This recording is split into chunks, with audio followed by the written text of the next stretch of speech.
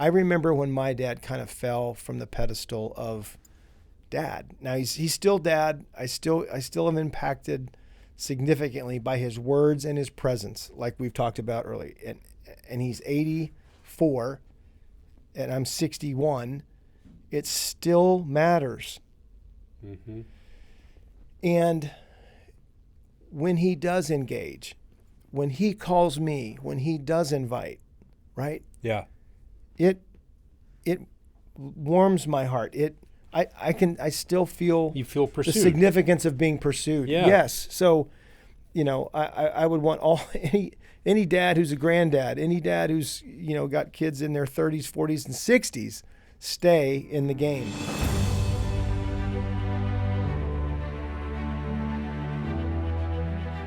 With God, there is always more. More love, more life, more freedom. Welcome to Zoe's Exploring More with Michael Thompson. C.S. Lewis once wrote, "Our Heavenly Father has provided many delightful inns for us along our journey, but He takes great care to see that we do not mistake any of them for home." Join me and the team as we explore the kingdom together, discovering the deep truths and offering encouragement for the journey. There is always more. Welcome, friends and allies, to the Exploring More podcast. Michael Thompson hanging out with SJ Jennings. And we are in the last episode of a series called Father Matters. And yeah, we've covered a lot of ground. I don't want to spend the whole time reviewing. No. But this final episode really is about legacy. Mm-hmm. What are you leaving behind? Yeah. Last it's not if. No, it's what? It's a reality. Yeah. Of what are you leaving behind, and what is the cumulative effect of your fatherhood on your sons and daughters' hearts, and what will they? Yeah. How will you be remembered? What will they say about you when they're in the counselor's office, and they are? Tell me about your family. Tell me about your dad. Mm-hmm. And I think for a lot of us, my dad, he did the best that he could. And we've talked about that comment. And it can be an excuse for a dad, or that actually can be a badge of honor. Mm-hmm. And the difference is, does the son or daughter know your story? That's what makes that comment one or the other. Yeah. If they really have not had the privilege over time of learning about your story, you talked about Stephen asking you, Dad, you hear everybody else's story. You're always interested in my life and my story. Who asked you about yours? Right? And then he picks you up off the ground. Yeah. Like, yeah. Nobody really asks me. And so and our children may not ask us either. And my point there is, so you may have to be cunning. Yeah. In the multiple moments that you're giving the gift of your story, so that they can see and they can hear what happened to you. Yeah, I got to share with him one time. He heard me say that I learned more about my dad after he died than when he was alive. And so that was the hook. I got to say to him, dude, I don't want that to be true. Yeah. I don't want you to say that. So what do you want to know? What do you want to know? I mean, yeah. So we've gone on that journey some. It's been really, really good. Yeah, and I think it's a worthwhile, it's a glorious idea to engage in your children and their story. What it was like for them in 4th grade or 8th grade, or tell me about high school for you. I've got my perspective of drop off and pick up, right? I've got my perspective of coaching your teams. I've got my ideas of but what was it like for you? I would love to hear, right? That may be the beginnings of an exploration that might have a both and for them and for you. Like, well, what about you, Dad? So, or you just gently say, that is so interesting. I remember when I was in 7th grade, I had that happen to me.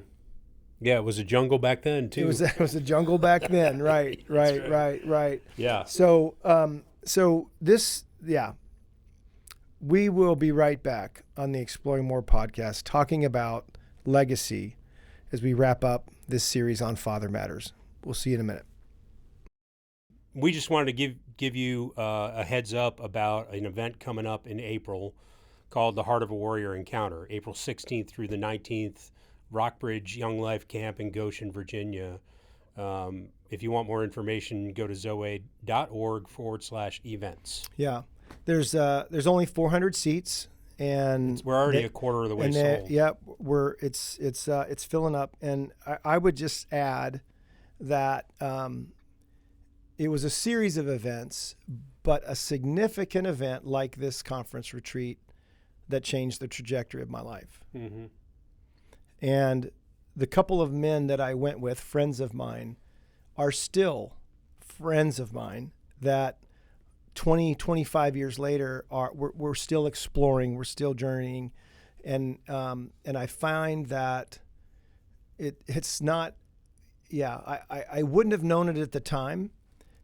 I needed it, but I don't know how else to describe it. I didn't know how badly I needed it. Yeah, I did not know. It's like, I remember, man, going to the doctor because my shoulder was bothering me, and she told me, what are you doing to manage the pain? And I'm like, I don't know, taking 6 or 8 ibuprofens a day. And she's like, you're not supposed to live in constant pain. Right. You're not supposed to live with some of the things that we carry around. Yeah.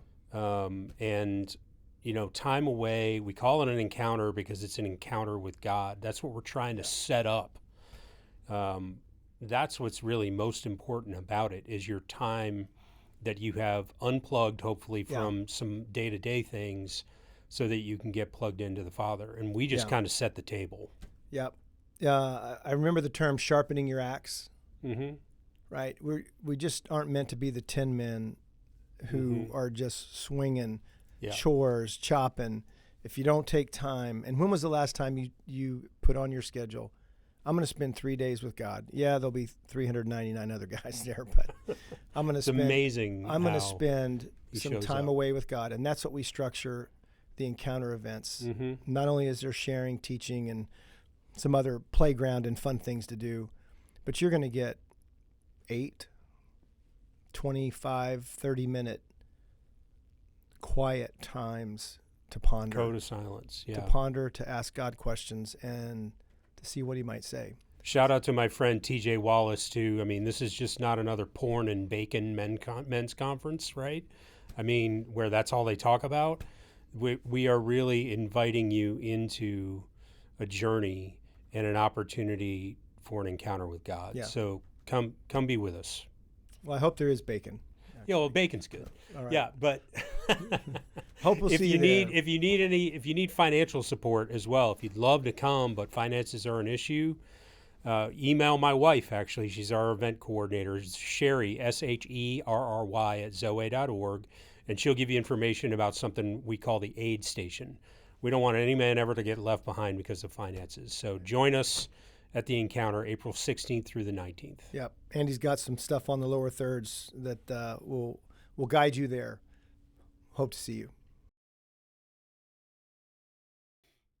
Welcome back to the Exploring More podcast, talking about legacy. Not if, what? But what. Yeah. What are you leaving behind? What impressions? I cannot say that without thinking of Tommy Boy. I mean, you talk about a father and son movie. Oh man. And it's been a long time since I've seen it. I gotta go back. But at the very end, I mean, throughout the thing, he's comparing himself with his dad, Tom Callahan, Dennehy. Brian Dennehy. Brian Dennehy. Such an interesting, fun, wonky film. But huge dude. Oh yeah. I mean, he was an offensive lineman. He must have been. The guy was like a brick wall. Yeah. The last scene is Chris Farley in that little dinghy in the boat. Hey, Dad, could sure use a little help. It's still, he's not moving, no breeze. No paddles. And I gotta go back and watch that one. Oh, but you know, that he's taking over Callahan Motors. Mm-hmm. That's the whole premise of this. Yeah. There's a legacy. Sandusky, Ohio. This is what his dad did, and the reputation, right, that Big Tom had, and how to live in the shadow of that, and how to measure up to that. Mm-hmm. It's all part of this thing that Yeah. we're talking about. Yeah. In this idea of legacy. There's other stories too that are. So it makes me think of, you know, inheritance. Yeah. And what we're leaving behind, and you know, there's an intentionality to that. You know, as you talk about Tommy Boy, right, and Chris Farley's character, you know, inheriting his dad's business. Yeah. But what is the kingdom mindset in terms of what you want your kids to inherit? Like, what would be an inheritance? Yeah. And I would ask you, you know, viewers too, listeners, you know, leave a comment about it. Yeah. What is it that is in the kingdom mindset, Yeah. an inheritance you'd want to leave behind? I would say that this has less to do about material wealth and riches, though I hope to leave them something in that space. Yeah. But far more to do about heart riches Yeah. and heart wealth. And you know, I think any of us would love to be able to give the, you know, what's ever left in our retirement, and hopefully, you know, in the will, they get this, they get that. Yeah. But that's not what we're talking about. It's in my lifetime, what did they get? And what is drawing interest, and where is equity in my investment in them? Yeah. And so I think that's what this is about, is what will they say at your memorial services? I just had the chance, one of our longtime, more acquaintance, but was a teammate for mine with Athletes in Action, Mike Extencamper, just passed away at 68, 67. And wow. So I watched the video streaming of the memorial service, and his children were up there talking about their dad. And it was powerful and beautiful how kind my dad was. And we were his children, but there were other, because we were on campuses at University of North Carolina and Duke. He cared for lots of kids. Yeah. And they were there in the hundreds to honor him, but his children were the one who had the microphone at that time. And yeah, SJ, they were telling stories of this man's kindness, his attention, his listening. You know, they even said it wasn't all rainbows and roses in our house, but we never felt shame or shamed by, you know, my dad. He was safe. He was engaging, right? He was lovingly engaged in our lives, even in these years he's been sick. You're just like, that what man doesn't want that to be said? But this particular man, he sowed those seeds for years. That's right. For years and years. And I know he didn't do it perfectly. And when he didn't, that's not what they're remembering. And I know at a memorial service and funeral, I mean, hopefully the good stuff is going to be said. But we've known very quiet services at the end of somebody's life who, man, it's just a few people. And there's not much to say. And there's not much to say. Out of decorum. Yeah. Yeah. Right. They choose not to say much. Yeah. Funny, not funny, interestingly that we're saying this, I was pushing through the channels the other night while some commercials were on a ball game, and John Wick 4. Okay, John Wick 4. He's got to get to this duel at the end. Yeah. Not trying to break any any spoil alerts, but there's this moment where Fishburne and the guy who owns the hotel, they're in this canal in a boat trying to get him a head start to this duel, because he's going to have to fight his way there and then fight when he gets there. And John Wick turns to the boat and says, in the context of this scene, devoted husband. And they're like, what? That's what I want on my tombstone. Wow. That's what so much of the Wick stories are about, what happened when they killed his wife and dog. Yeah. and this is devoted husband.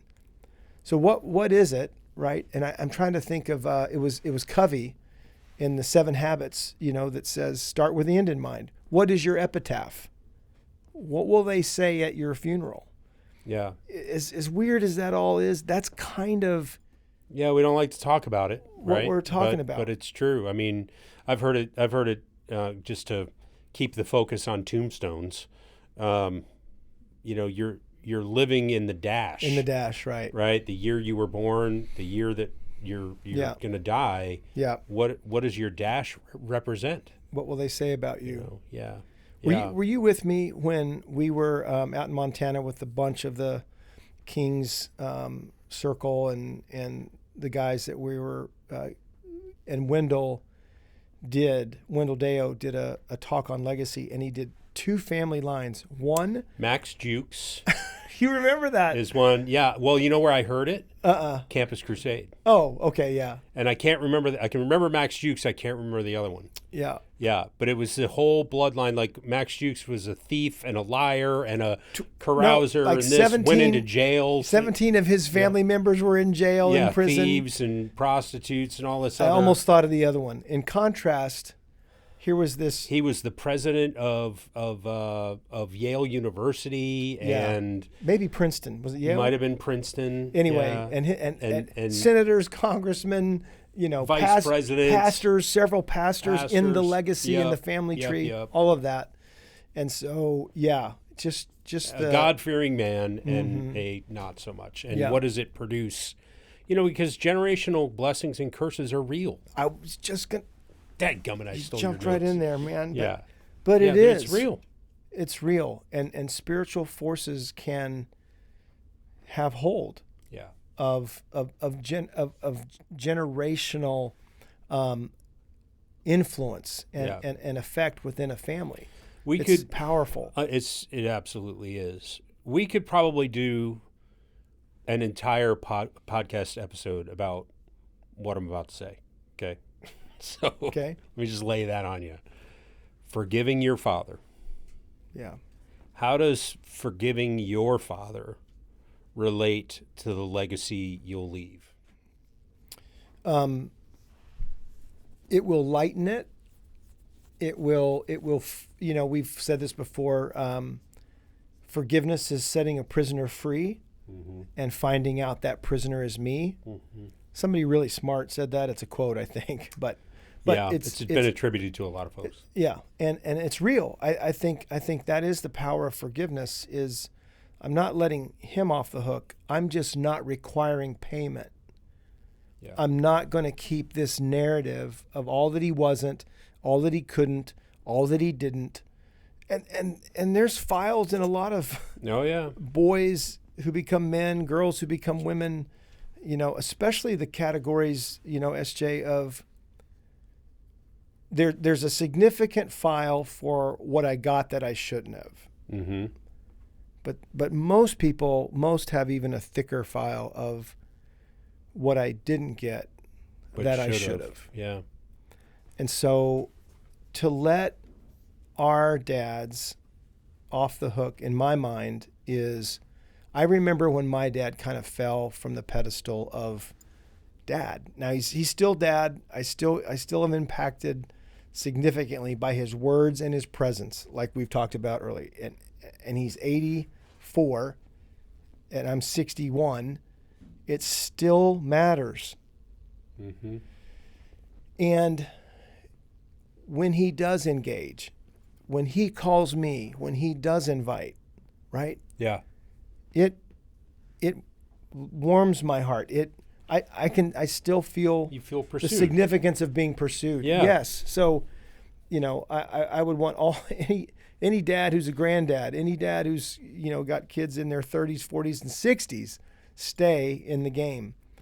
But forgiving, I think forgiving is significantly about not requiring payment, restitution, or penalty for punishment for what you did or didn't do. It's breaking the change that binds you to bitterness and requirement of payment, judgment, like you said. So our best, very, very one important. Of our closest, difficult. It can be difficult. But one of our closest friends, his story is this on a grand scale. When Tom Benner tells the story of the Holy Spirit on a flight, just said, told Tom, like, because Tom prayed, why does my dad always do that to me? And the next thought he had was the Holy Spirit said, well, you've judged him ruthlessly and relentlessly. Those two words, I'll never forget. Me too. Ruthlessly and relentlessly. And Tom was like, what? Well, I was just kind of, wait a minute, I was kind of taking inventory. That's how that made me feel. And it wasn't illegitimizing that. It was like, well, okay, if you want to keep carrying that around, you're not going to win any races. Right. But if you want to keep carrying that up the mountain, then okay. But it was this invitation to not just let it go. I don't hate that statement, right? But what I want to say, not most appropriate. This is about giving it over. Right.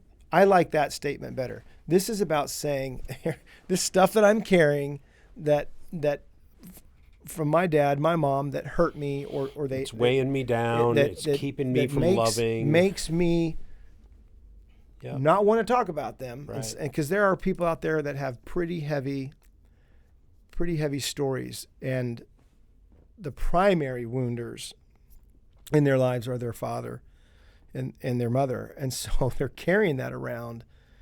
And what is that to give over? To give to God and say, here, I'm giving you the accounting. Yeah. It is such a, it often doesn't happen the first time you do it either. You may, when I try to give it to you here, you take it back. And I'm holding on to it. Yeah. Mm-hmm. But so it's going to take some. That's where 70 times 7 comes from. This is how many times you may need to practice this for it to be accomplished. But I think that's the beautiful idea of not letting our parents off the hook, but getting those hooks off of and out of us. It's releasing ourselves from the role of judge or victim. Yes. Absolutely. Yeah. And judge, jury, defendant, yes, prosecutor, victim, mm-hmm. perpetrator. I mean, doesn't mean you don't have to have any of those roles anymore. No, doesn't mean that it was okay. No. Doesn't mean that he shouldn't have done better, or at least not done that. Mm-hmm. So that I've been in every position in the courtroom, right, and that is every single one of them, and that is not what God wants for us. Yeah. So in the courtroom, we would say, in the middle of the courtroom, right at that significant point, Your Honor, I want to drop the charges. Yeah. You know what happens when that happens? The courtroom adjourned. It's over. Yeah. That's it. That's what we're talking about. I want to drop the charges as difficult, painful, hurtful. And you're a good champion of this. I've grieved these long enough. Mm. That if you don't do that, it's very difficult to get to the forgiveness piece. Well, when you because I've tried to do it, and I've talked to guys who have moved from unforgiveness to I drop the charges without any grieving or processing or anything, out of some kind of, and it's not a bad motivation to want to adhere and be obedient to what God's word tells us to do. Yeah. It's not the worst thing. It's not great. And I don't think it's the spirit of what God is telling us when he's telling us over and over again to forgive. This is a big piece of theological reality, warfare. It's a counter. Yeah. It's a countermeasure to the assaults. Yeah. Tommy, finishing the Tom story, so by the time he gets off that plane, he says, I did it. Like I really did it. I think it was within 24 hours that his dad calls him. Yeah. And Tom is saying, my dad never calls me. Right. But calls me to check on me. Yep. And Tom's explanation is something happened in the universe. A broken bone. C.S. Lewis was set. Yep. Something significant happened, and it took away this invisible barrier of judgments and bitterness and of course it hurts when you're hurt. That hurts. Yeah. And so that was Tom's story. I think. And before you move on from that, I just want to say, man, that's what obedience can lead to. Yeah. I remember doing that. It wasn't my dad, but it was my brother. And just letting it go because I really wanted to. It was really hard. Giving it was it one over. of those, here, take it. Yeah. But I did, yeah. And he called me. Here's why I don't like let it go, because I think if you just do like that, it's yeah. That. But no, you got to turn it in. If you really turn it in and give it over, I just like that. I like that. I got one of those calls from your shortly. I remember it was really powerful. Yeah. There's a guy that is coming out to Encounter. He's been 5-6 times. We've walked with him. I don't want to throw all that around, but he has longed for a relationship, a better relationship with his dad, and he's probably 35, 36. He is doing this work and has been doing this work and getting untangled from some of the things that came at him through his dad's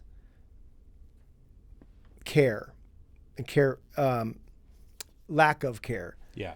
And so he's been doing this work, and we get a text from him about a week ago, all caps, "You're not going to believe who's coming to the retreat." And we do. Yeah. It's believable. It's absolutely believable. It doesn't make it any less amazing. But the work that he has done and what that has done to soften this. Now, it's very difficult if your dad continues to wound. Josh has said that some of that openly. Oh, yeah. And he's explored some of that. But even I think with Josh, we're seeing as he has been practicing this and putting another coat on it, right? Sand it, put another coat on it. Sand it, put another coat on it. What it feels like, especially when your dad is still around and is still not the most loving, right, or kind, still potentially the wounder. Yeah. And so yes, your guard is up. Yes, you're careful. Yes, you want to try to get through Thanksgiving without, another chapter in, there we go again. All of that. So it can be very difficult when the wounder is still wounding. And yet I'm so proud of Josh too. It's changing. He's learning to not accept the wound. Yeah. And it's becoming less wounding, and it's more about his dad. Yeah. And his Josh's grace and mercy for his father. And he knows his father's story. Yeah. That's been a huge part of it. And I want to say lastly that it's not always about confronting that person. But there is something about engaging. I don't know another word, but there is something about that moment when a son can say, "Dad, can I talk to you about something?" Yeah. Standing in your name, right? Can I engaging your will? and I just need you to listen. Yeah. You may have to put a few ground rules in Yeah. there, but this is back to that idea. It's not too late till it is too late, right? And so when you ask about, the forgiveness, this is probably one of the greatest either mile markers or intersections, whichever you want them to be, in the masculine journey that any man can encounter, can move through. There's been some different methodologies we've encouraged guys to engage in, writing letters. Yes. Right. I had to write a letter to my dad. My dad's been gone since I was 23. Just the other day, actually, February 9th was 34 years. 30. Yeah. Every now and then I remember 32 years. 32. I remember he was talking about his birthday. This was his birthday, but this was his death day. Yeah, February 9th. Yeah, that's when he died in 1994. Yeah, his birthday was June 28th. But yeah, he'd be 98 this year. That's wild. Yeah. Anyway, some of us are in that situation where we can't say, "Dad, can I get a cup of coffee or a beer or whatever?" I want. So we write a letter, or which is cathartic. Yes, it's part of the process. It's part of the process of getting your emotions somewhere. Yeah. Giving them access, letting them come up for air, and it's a big one, though. It's huge. It's huge, and if you can do it there, then you can really do it in a lot of other places and with a lot of other people. I mean, it is it's a significant, very loving secret weapon, and the person that you're actually caring the most for is you. That's right. And so that it's just really, really big, and I think when that can be accomplished, right, then you can take your boot off your dad's neck. You can take your hands out from around your mom's neck. Just thought about this, and somebody's probably already said it, but you can't walk in this journey if your boot's on somebody's neck. You can't walk anywhere. No, you're tied to that person. Preventative, inhibitive. Yeah. And what I was going to say is, I think in this legacy thing is what we really want to do is bless. Yeah, Andy's giving us the high sign. This is a great one to land on. So how can you bless? How do we be a blessing? And you and I are, if we're not we're approaching the fourth quarter, right? Maybe third, 3.5. Yeah. Let's call it 3.5. 2 minutes in the quarter before the fourth, but yeah. I mean, so it's interesting how it becomes more and more of a focus. Yeah. As we go along.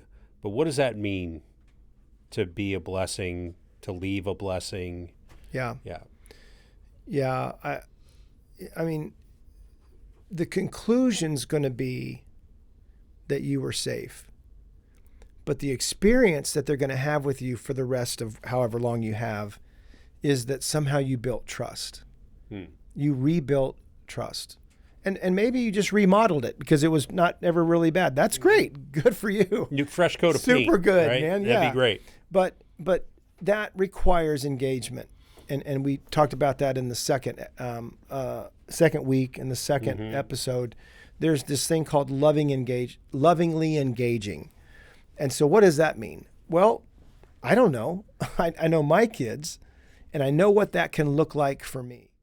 Right. It's not, maybe that's why, like we were talking about friendship, there's no book for that. There's some of this stuff is not in a book because it's just, you got to write your own book. And it's not common sense, right? Necessarily, or you'd have been doing it. Right. But when you put this idea, how can I engage in my child's story, in their feminine or masculine journey, and in specifically their glory, their heart, who they have it in them to be, that the enemy is trying to knock that out of them, or have them play at least injured, or like you said, be compromised in some way.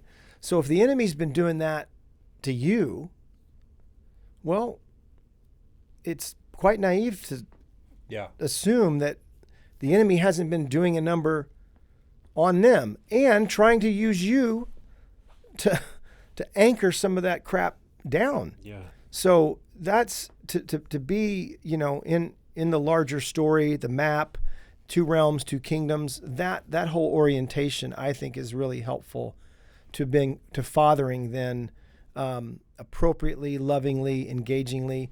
And so their heart, their story, their journey, and what you don't know from their past, go there. Yeah.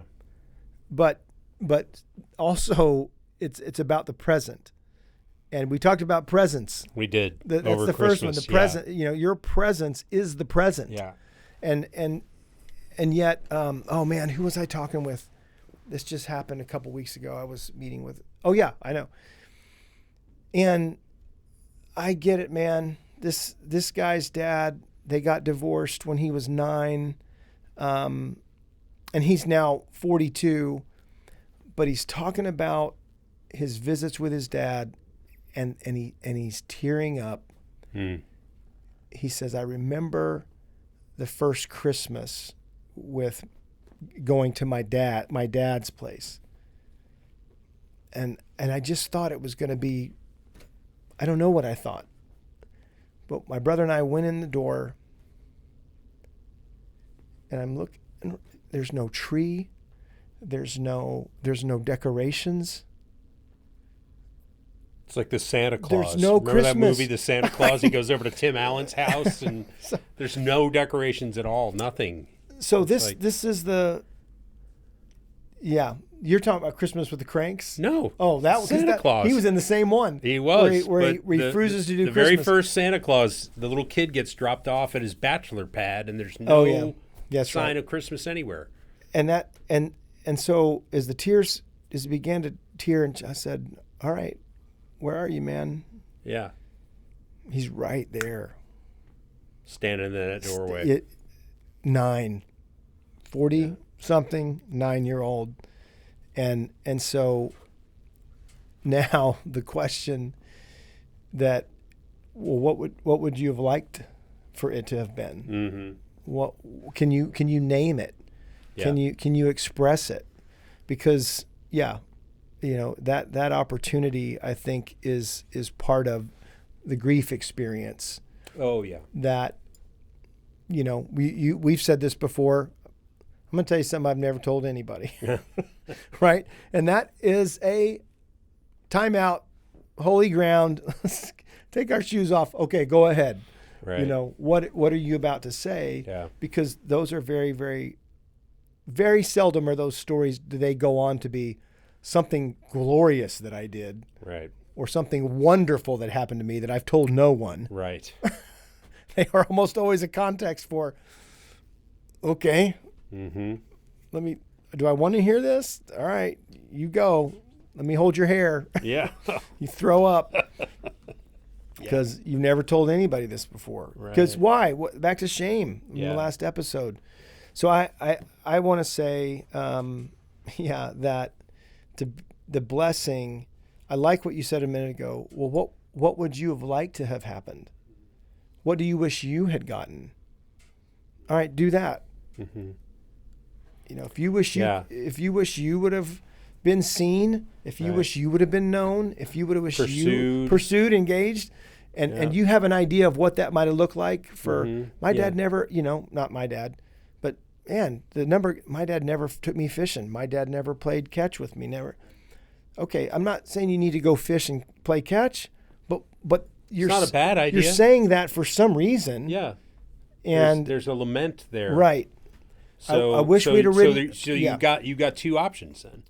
You can remain in bitterness and say, because that's part of my story with my dad. We didn't do anything together. I played catch with him once, because I threw a ball at him that rolled out of the garage. Yeah, exactly. You're kind of cleaning the garage. I wasn't throwing it, and I wasn't throwing it, to him. I was more throwing it at him, but. That was the one time. So then I can live in that bitterness. Yeah. And I should experience and grieve that I didn't get something that I longed for with my dad. But I'm not going to make my son bear the burden of punishment of my dad. I'm not going to punish my son by try to punish my dad through him, and I did for a while, but I'm going to engage with my son. I'm going to play catch with him. And what do you like to do? We used to build model rockets, Stephen and I. Oh, the Estes rockets? Yeah. Oh. Yeah, man. Yeah. Sure. Oh, my gosh, man. We almost killed ourselves. What was the movie that about the miners in Something Sky. October Sky. October Sky. Great. Yeah. Talk about a father-son. Oh, my gosh. Crap. Yeah. That's a film. Watch that and grab the Kleenexes. Yeah. I mean, to not be believed in. You bet. Yeah. We built one that looked like the SR-71 Blackbird. Okay. And it had a rocket motor in it. Okay. And so he's like, do we have to shoot it straight up in the air? Can't we shoot it like a plane? And I took him to the biggest field I can find. And I'm like, yeah, man, we're going to launch that thing at 45 degrees. It went like miles. 4 football fields. I couldn't believe we found it, but we did. Oh, man. I mean, yeah, so engage with them. Don't punish your children for the things that your father didn't give you. Yeah. Because the only person you're punishing is you. Right. And your kids. So engage with them and give them the blessing of being with them. And I know we said we were going to land with that one, but we're really landing with this one. Pray for your kids. Pray over them. Pray for them. Pray against the enemy. Yeah. Exercise and wield your authority as a father over your children. And the older they get, some of the stock does get shifted away from you because their wills now matter. Mm-hmm. Their wills matter. Consequences, benefits of their choices are very real. But what is not lifted is your fatherhood, your legacy, your small K kingdom, and the power and the authority that's been given to you as an image bearer, as a believer, as a son of God. I don't think most men take advantage. Like they'll set up their kids' college fund. Mm-hmm. They'll invest in some other material things that fix the car for them. That's wonderful. Or, those are not bad things. But I wonder what it would be like if tens of thousands of fathers knew how, were trained in the ways of praying over them, blessing for them in their future, and against an enemy that is looking for ways to steal, kill, and destroy in their lives. Yes. And I don't know what that would look like. Yeah. I don't know. Every now and then Jesus whispers to me, I'm protecting you. Mm-hmm. They're here. They've come, I don't know what to do with that sometimes. Like where, what? What's going But yet to live in a space that's real, and to know that my prayers, my deployment, even of angels that scriptures tell us we can make that kind of difference. So I dispatch the angels, warrior angels around my children today as they move, as they go. Jesus, protect them. Yeah. And sometimes you ask, there is a reality, SJ. Sometimes, Jesus, would you protect them? But there's also a reality of you wield some authority in spiritual spaces. So I pray protection over my child, name them, and over their work, over their apartment, and in the name of Jesus, I dispatch angels on their behalf for their protection and for their I pray blessing over their day, So I think these are, and I pray against, and if because we've all been through this with some of our kids and some of our listeners. Right. There's depression. There's medications. There's physical, emotional, mental, and spiritual things. Yeah. Pray specifically. Pray into that stuff. Yep. It won't hurt. Yep. Now, I don't know what the results are going to be, but I can tell you, if you don't pray, it goes unprayed for. Right. And I don't know what that leads to. Yeah. So I think find the high road. Yeah. And get on it. Pick up your device, pick up your phone and shoot them a text. How can I bless you today? Mm-hmm. Yeah. Can you? Or just think. That might be like, what are you talking about? Just thinking about you this morning as I was having coffee. Yeah, God brought you to my heart. There's so many practical things I could get into. We don't have time for, but what are some practical things that you know? Yeah. Put them in the comments. Google Photos gives me a very regular photo. Like memories. Remember this? Yeah. I bet you I send one of those out every couple weeks because I don't watch them all, but every now and then one comes up and, oh my gosh, that's me. That was such with a her. great time. She was 12 right. and we were at Disney. Right. I am sending that in a text to her and saying, remember this? This was one of my favorite times together. Mm-hmm. So there's ways to bless them, to remind them, to invite them, and if you're not taking advantage of your thumbs, I'm a big fan of. They're on that thing. We whine about it and complain about it. We're on it all the time too, but use it for good. Yeah. Use it for blessing. That's and right. So and I think, someday, 25, 30 years from now, when my kids are at the podium, I remember my last text from my dad. Mm. He sent me this thing when we were 12. Come on, man. Yeah. Everybody'd be like, oh, come on. You're so lucky. Well, man, it's I been wish fun. My dad, right? Oh, it's been really fun. It's a great series. It's so challenging and so good and so important. Yeah.